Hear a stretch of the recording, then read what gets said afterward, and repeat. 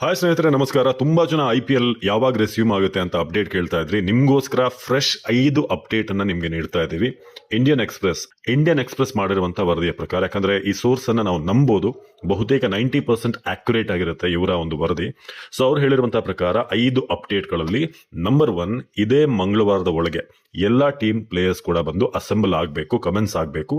ಅವರವರ ಟೀಮ್ ಹೋಟೆಲ್ಗೆ ಅಥವಾ ಎಲ್ಲವ್ರ ಕ್ಯಾಂಪ್ ಹಾಕಿದ್ದಾರೆ ಅಲ್ಲಿ ಎಲ್ಲರೂ ಕೂಡ ಸೇರಬೇಕು, ವಿದೇಶಿ ಪ್ಲೇಯರ್ಗಳು ಕೂಡ ಸೇರಿ. ಇದು ನಂಬರ್ 1.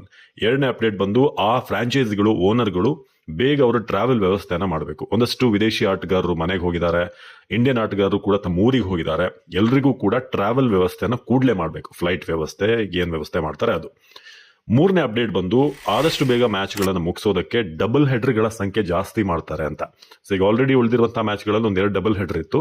ಸೊ ಒಂದೇ ದಿನ 2 ಮ್ಯಾಚ್ ಅನ್ನ ಮಾಡೋ ಮೂಲಕ ಬೇಗ ಮುಗಿಸುವಂತ ಪ್ಲಾನ್ ಇದೆ. ಜೊತೆಗೆ ಬಹಳ ಇನ್ನೊಂದು ಮುಖ್ಯವಾದಂತ ಅಪ್ಡೇಟ್ ಅಂದ್ರೆ ಮೇ 25ನೇ ತಾರೀಕು ಫಿನಾಲೆ ಇತ್ತಲ್ವಾ, ಸೊ ಅದನ್ನ 30ನೇ ತಾರೀಕುವರೆಗೆ ಎಕ್ಸ್ಟೆಂಡ್ ಮಾಡಬೇಕು ಅಂತ ಈಗ ಪ್ಲಾನ್ ಆಗಿದೆ ಅಂತ. ಸೊ BCCI ಈ ಒಂದು ಪ್ಲಾನ್ ಮಾಡಿದೆ ಅಂತ. ಇನ್ನೊಂದು ಅಪ್ಡೇಟ್, ಚೆನ್ನೈ, ಬೆಂಗಳೂರು, ಹೈದರಾಬಾದ್ ಲೈಕ್ಲಿ ಒಂದು ವೆನ್ಯೂ ಆಗಿರುತ್ತೆ ಬಹುತೇಕ. ಯಾಕಂದ್ರೆ ಸೌತ್ ಇಂಡಿಯಾದಲ್ಲೇ ಮಾಡೋಣ, ಮೇಲೆ ಏನೇ ಕಿರಿಕಳಿದ್ರು ಕೂಡ, ಸಮಸ್ಯೆಗಳಿದ್ರು ಕೂಡ ಅದೊಂಥರ ರಿಸ್ಕ್. ಅದು ಅರ್ಧ ಮ್ಯಾಚ್ ನಿಲ್ಸೋದು ಮತ್ತೆ ಪೇ ಮಾಡೋದು ಟಿಕೆಟ್ಗೆ. ಸೊ ಅದಕ್ಕೋಸ್ಕರ ಏನು ರಿಸ್ಕ್ ಬೇಡ ಅಂತ ಸೌತ್ ಇಂಡಿಯಾದಲ್ಲಿ ಮಾಡುವಂತ ಪ್ಲಾನ್ ಇದೆ. ಇದು ಮೇನ್ ಆಗಿರೋದು. ಇವತ್ತು ಸಂಜೆ ಒಳಗೆ ಹೊಸ ಶೆಡ್ಯೂಲ್ ಫ್ರಾಂಚೈಸಿಗಳನ್ನ ತಲುಪುತ್ತೆ ಅಂತ ಹೇಳಲಾಗಿದೆ. ನಮಗೆ ಸಾರ್ವಜನಿಕರಿಗೆ ಸ್ವಲ್ಪ ಲೇಟ್ ಆಗ್ಬೋದು, ಬಟ್ ಫ್ರಾಂಚೈಸಿಗಳಿಗೆ ಇವತ್ತು ಸಂಜೆ ಒಳಗಡೆ ಶೆಡ್ಯೂಲ್ ಹೋಗುತ್ತೆ ಅನ್ನೋದಿದೆ. ಸೊ ಇಷ್ಟು ವಿಚಾರಗಳಿದೆ. 16ನೇ ತಾರೀಕು ಸ್ಟಾರ್ಟ್ ಆಗ್ಬೋದು ಅಂತ ಸದ್ಯಕ್ಕಿದೆ.